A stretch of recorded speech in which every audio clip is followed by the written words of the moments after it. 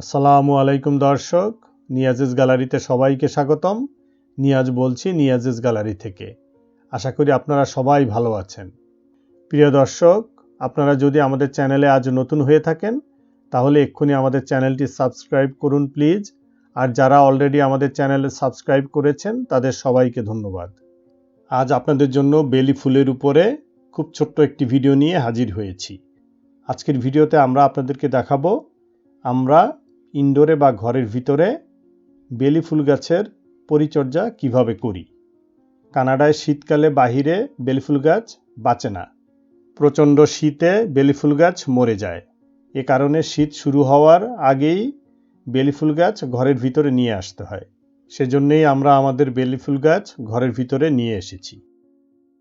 প্রথমেই আমরা যে কাজটি করি সেটি হলো গাছের ডালপালা পূরণ করে দেই বা ডালপালাগুলোকে কেটে দেই। গাছটি যখন ডালপালা বিভিন্ন দিকে ছড়িয়ে ছিটিয়ে বড় হয় তখন ফুল দেয়। ফুল দেওয়ার পরে কিছুদিন সময় নেয় আবার ফুল দেওয়ার জন্য।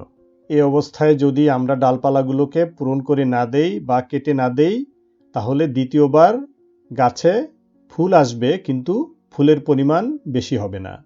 আর আমরা যদি ডালপালা পূরণ করে দেই বা কেটে দেই তাহলে কিছুদিন পর নতুন নতুন আরও অনেক ডালপালা বের হবে।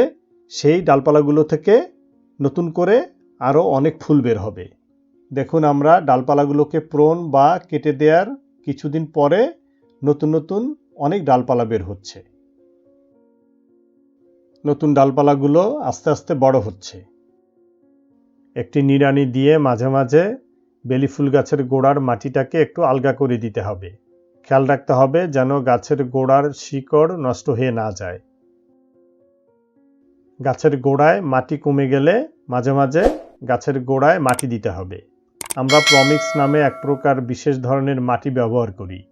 কানাডায় এটি বাজারে কিনতে পাওয়া যায়, তবে আপনারা গার্ডেন সয়েল বা নর্মাল মাটি ব্যবহার করলেই হবে।